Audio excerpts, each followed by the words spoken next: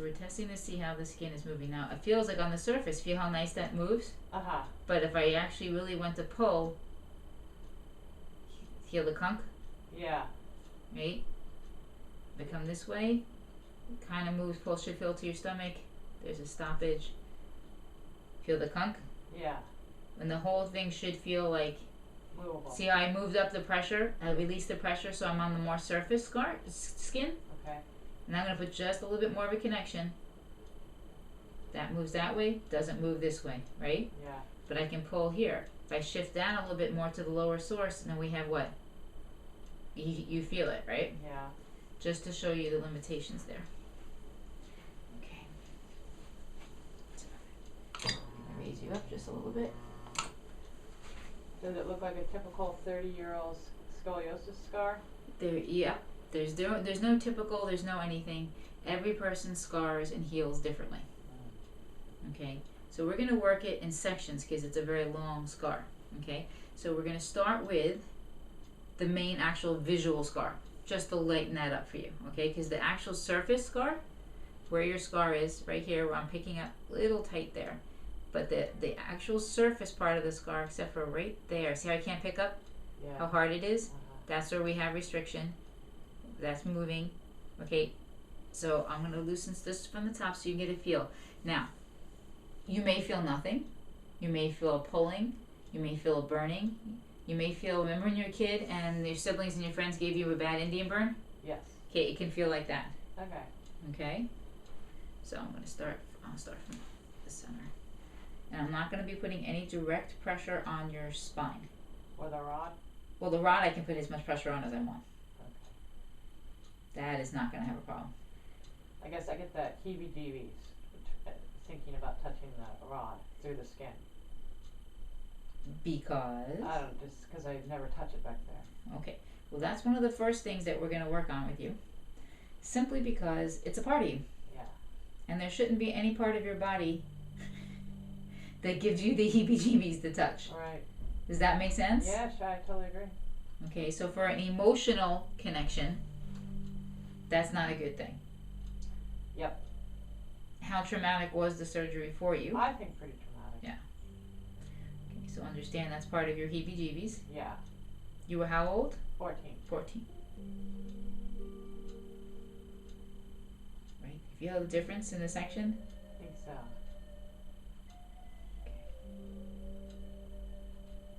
So just so you know, visually, as I'm working, it really, when you look at your videotape, it's not going to look like I'm doing much, as opposed to what you're feeling. Okay. So you're spreading the scar tissue right now? I'm separating, I'm not even considering the scar tissue. I'm separating, this is like, I try to get away from that word because people have you have such a bad connotation around it. What I'm doing is you have stuck tissue. You felt it, right? I palpated, I moved it for you. Yeah. Shows you where you're stuck. Well, you know that you have, your tissue is layer upon layer upon layer upon layer of tissue, right? Yeah. They're supposed to slip and slide in every direction and twist and move around each other, right? Mm. Your tissue and area is not doing that. They're stuck together. They're adhered. So it's my job, layer by layer by layer, from every angle possible, to separate those tissues that are stuck.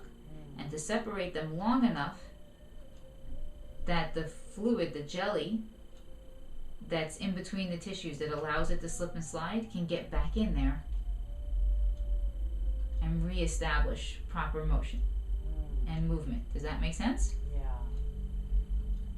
Already good. Already good. Yay. Even the most flexible person who takes care of themselves, you know, is going to feel stiff or pain at some point in time. And they just and they know to stretch themselves out. Okay. Like I know some people that are just, they move, the way they move is just sick. They're into all like the parkour and the, you know, all the new training, the body movement training and balance and all of that, and they're just phenomenal. But they train hard to be like that. So yeah, they get injured, they get hurt, they get tight, but then they take care of themselves. It's all relative. I mean, there are people who are dedicated to their yoga practice and they stretch every single day, and which is awesome, and people who work out and do their stuff every single day. But it's just that. It's an every single day body maintenance. Part that we're working on right now is the scar tissue release. Okay. after releasing all the tissue and releasing all the pull and the tension that's been going on for 20 some odd years with you, the next step after that would be to rebalance and recondition your body to move the way it was designed to move, not the way it has compensated itself into. Okay. So that's more the integrated therapy area of it. But for today, we're working on the scar tissue with the time that we have. I think if you spend 2 to 3 minutes every day doing the crawling and the rolling patterns are going to be very important for you. That's going to make a tremendous difference with you. 2 to 5 minutes every day, just doing that. Wow. Yep. And the stretching as well will give you specific stretches because we have to get your posture back from the compensation. Okay. So now, you're probably feeling the lift off the tissues. No, look at that. Casey, now you see how more movement we have before the conch hits? Yeah. Right? Uh-huh. Okay. So we're going to reassess. And how are you feeling with me rolling over the rods? Good. I can tell you know what you're doing. Well, that helps. You came a long way, I'm glad. Yeah. So we're really just working down every angle, every fiber. I can feel. I'm actually waiting, letting your body tell me where it wants me to go.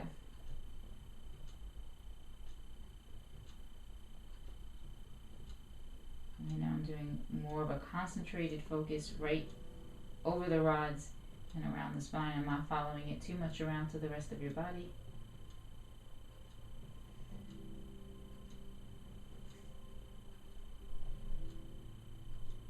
Doing the other. See how it feels completely different when I change directions for the same move? Yeah, it does. Look at that. That doesn't even want to let go. You feel that? Yeah, it's stuck. Yep. Because we have, just like you understand there's fibers in your muscle, right? Yeah. Longitudinal, rotational, diagonal, all different fibers that move in different directions, right? Okay. Your fascia does the same exact thing. So you can't, the same way you shouldn't work out muscles in just one range of motion or one plane, you can't release or work tissue in just one range of motion in one plane. Do it from here. In fact, all these moves that I'm doing to you standing on this side of the table, if I do the exact same moves on the other side, that doesn't want to go anywhere, does it, young lady? That's where I have a problem. Is my left leg is everted, and my leg lengths are different, but it's because my hip is doing something weird on one side. Yeah, you're hiking. Hiking? You're hiking the hip up higher. Your QL is tight. You've got a little torque going on there, and you I haven't really looked at the muscles in your legs yet, but I'm pretty probably your femur is a little bit jammed up into the hip. Yeah. From the contraction in the muscle. Yeah, because I thought yoga would be helping, but it seems to make the asymmetry worse. Well then you have to concentrate when you're doing them positions. Are you really going for balance and center? As opposed to what? Well, you could be shifting your weight and everything into the shorter side. Yeah. I don't know what I'm doing. Well, here's the thing. You got a video camera. Yeah. You should be videotaping yourself and watching yourself. That's a great idea. There's actually a program, and you can do it with your video camera, but there's a program called iCoach, I think it is. It's an app for your phone. Okay. And you can videotape. Now you go in slow motion as it is. You're not like doing things fast like lifting. Right. But a lot of coaches use it, and I have my dance instructors. I told them about it, and they're using it. And they actually record in real time, like a lift, an exercise, a dance routine, and then they play it back at whatever speed they want to show the student what they're doing wrong with their body. So you can really, really see it. Now, since you can't watch yourself do yoga while you're doing it to fix compensations, videotape yourself. And you feel all that in there? Yeah. Versus here, look, nada. Oh, because you just released them? No, that's just the difference in how tight you are here. Oh. Feel all that? Yeah. Versus here. Yeah. They just sink in. Here, not so much. Yeah. Okay? This is where our issue is. That's amazing you can just release that in, a few minutes. Well, but then part of it is also retraining to keep it that way. Not the scar tissue, but the tightness and the... Or else it'll come right back. Well, I can release the scar tissue, but if we don't retrain the compensation pattern away, you'll go right back into the compensation because that's what your norm is. Does that make sense? if you treat, as I was saying, the body-mind connection, which is your somatic-body relationship, which is, what tells what muscle to do what to move, as a 3-year-old, you will get so much more out of your body and your yoga practice and daily life. The reason being is the 3-year-old's goal is to keep you moving and functioning. It doesn't care how it does it, and it will steal from Peter to pay Paul. In other words, it'll make muscles do jobs that aren't theirs to keep you functioning. Do you agree with that? The path of least resistance is what the body finds. Right. Well, and here's the thing. The 3-year-old sees the cookie jar at the top shelf, and where mommy put it to get it away, and it really wants the cookie. So the 3-year-old is going to pull over the chair. It's going to pull over the book on top of the chair. It's going to drag mommy's pocketbook over, put mommy's pocketbook on top, and it's going to start to cattywalk its way up to the shelf. And it climbs up its little Dr. Seuss tower, teetering and tottering, manages to get the cookie and get down without falling. So what does that tell the 3-year-old? This is a good way to get the cookie. And it's going to do it that way every single time until what happens? Fall. It falls, something blows out, because eventually a box that it's standing on is going to crinkle, the pocketbook will shift, and there's going to be problems throughout. But in the meantime, it's going to continue to do that, putting pressure on all the different areas. Your body is no different. Okay, the 3-year-old is stealing from one muscle, having one muscle do a whole bunch of stuff it's not supposed to do, versus retraining. So, and it doesn't do it on purpose. It just is, like you said, path of least resistance, easiest way to get there. We need to re-show it, but you can't force it. What you're trying to do, what happens when you force a 3-year-old to do something? Tantrum. You have a tantrum. So what you're essentially doing is forcing your 3-year-old inside of you to keep your foot parallel while you're moving. Does that make sense? As opposed to retraining the pattern a little bit each time and going, oh, look, and reminding the 3-year-old, guiding the 3-year-old, showing the 3-year-old, this is the way it should be, until it realizes, oh, yeah, this is a better way to do it, and it learns. Difference between scar tissue and adhesions, which really, for most people in the medicine world, will say that adhesions are just internal scarring. Picture a Band-Aid for me. Got that picture in your head? Okay. Look at that little piece of cotton in the center. It looks like a nice little square piece of cotton, right? But if you look really close at it, it's a bunch of interwoven fibers, right?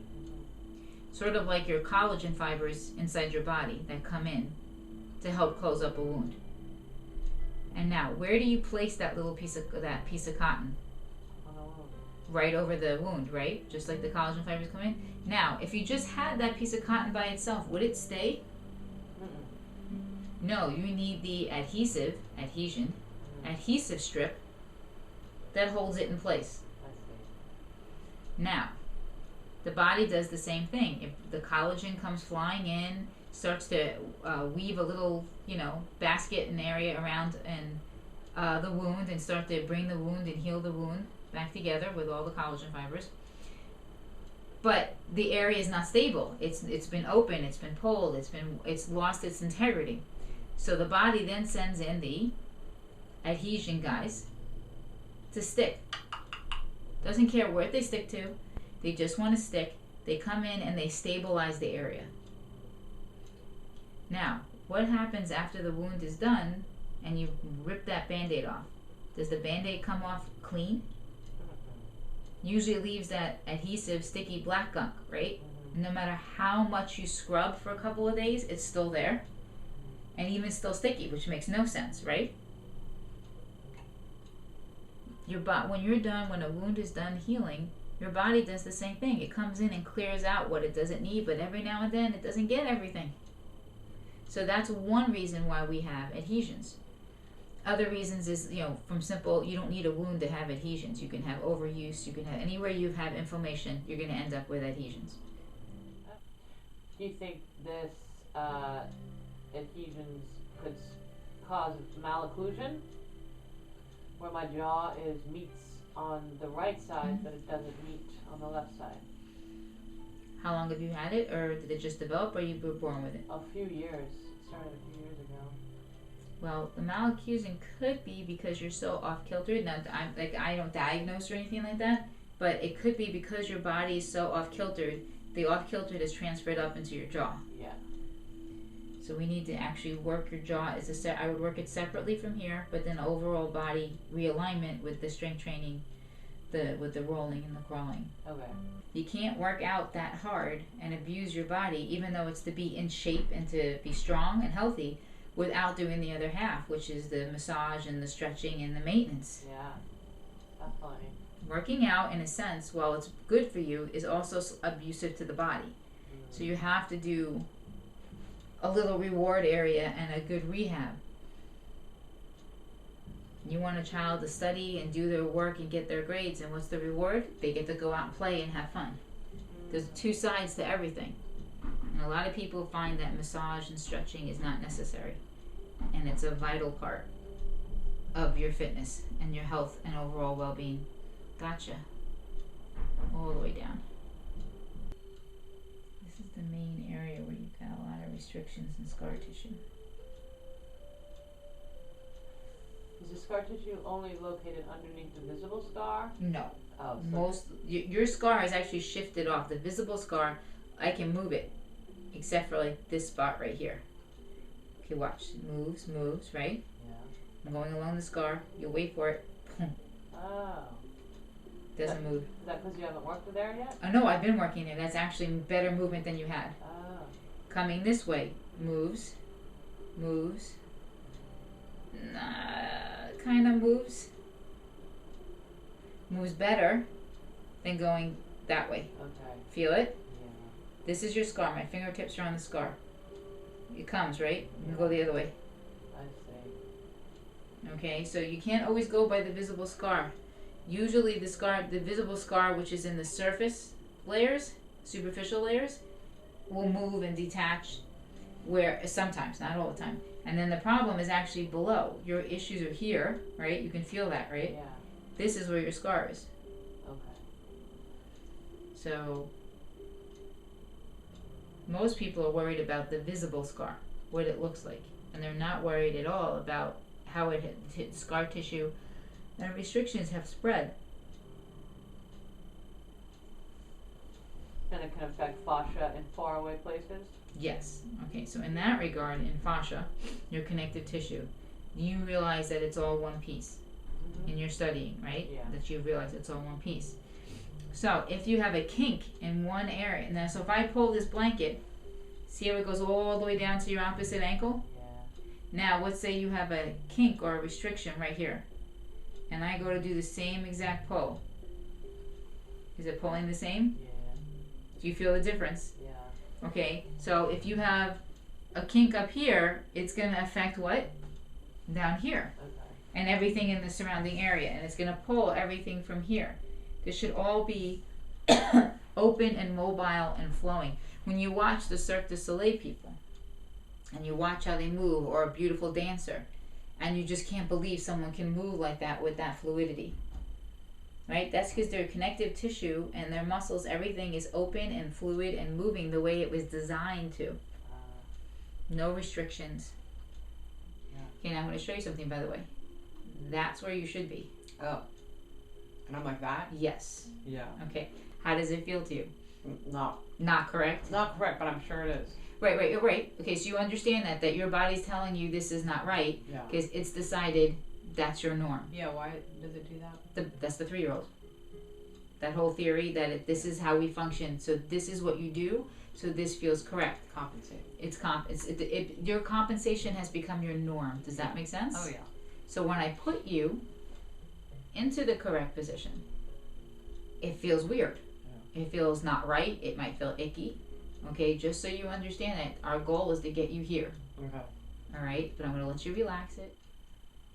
Can you tell by looking at my jaw that it's asymmetrical? Now, I can see that you're slightly off, but the average person is not going to notice that. Okay, that's just me. Right. I see everything. I Yeah. see your nose is not in alignment, the whole thing. Yeah. Most people have no idea that other people's noses are out of alignment or that their eyes are not equal. Yeah, Because our brains tell us that's a face and it straightens it out. Why is my face asymmetrical? Everybody's faces. First off, it's how, because, okay, so your facial bones are not solidified. Okay? So if you constantly hold your head like that, your muscles are going to shift the bone so that your eyes are what? Level. Does that make sense? Yes. How do I No, increase- but when we put you back level, proper posture, your face will readjust to proper posture. Okay. Does that make sense? Yeah. I'll give you a good example.